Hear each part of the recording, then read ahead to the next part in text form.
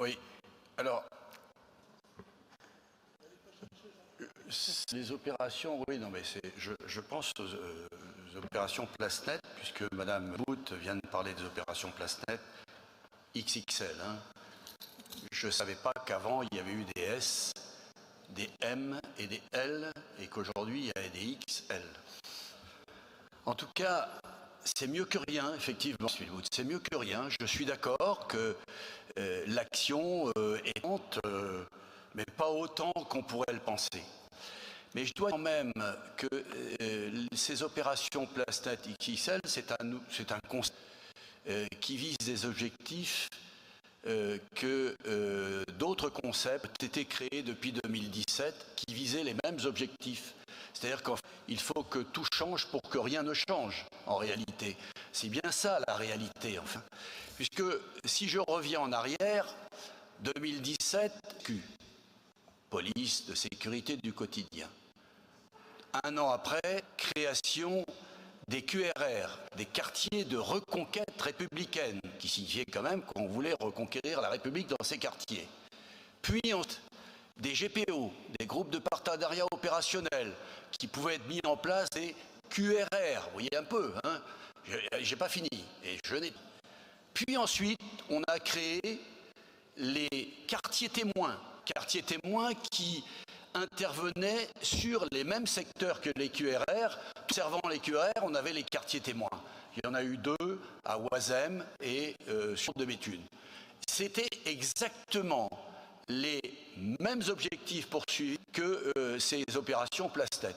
Puis ensuite, on a eu ces opérations. Mais entre-temps, ça a été créé par l'ancienne première. On a eu également les phares, les forces d'action républicaine. Vous imaginez, on s'y perd en concept. QRR, GPO, quartier témoin, phare et maintenant opération PlaceNet. Je dois dire que eh bien, c'est la même chose et sous des appellations différentes. Rien ne change. Il faut que tout change pour que rien ne change. C'est l'idée de fond qui est menée actuellement.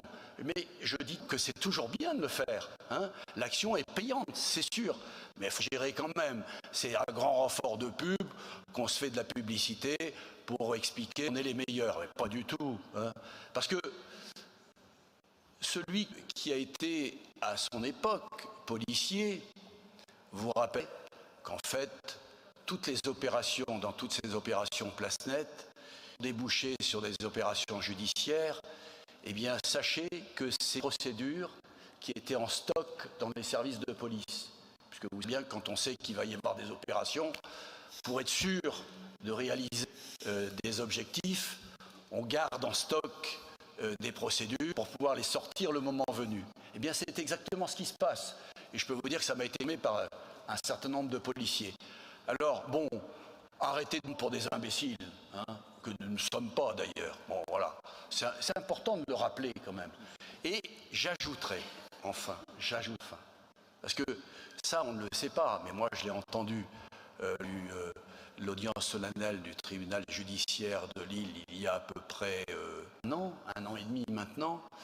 La procureure de la République, dans ses réquisitions, à l'occasion de cette journée, qu'il y avait dans les commissariats de police du tribunal judiciaire de Lille 65 000 procédures en stock. 65 000 procédures en stock, vous vous rendez compte? Et mon petit doigt me dit, et m'assure même, qu'aujourd'hui on frise 100 000 procédures en stock. Ce qui veut dire qu'il y a une désaffection actuelle de l'investigation et un retard considérable dans le trait de procédure, avec toutes les victimes qui attendent éventuellement la résolution des affaires et l'identification des auteurs. Parce que sur toutes ces procédures, certes, toutes ne sont pas contre-paiement désignés, mais il y en a au moins un tiers qui sont contre personne non désignée.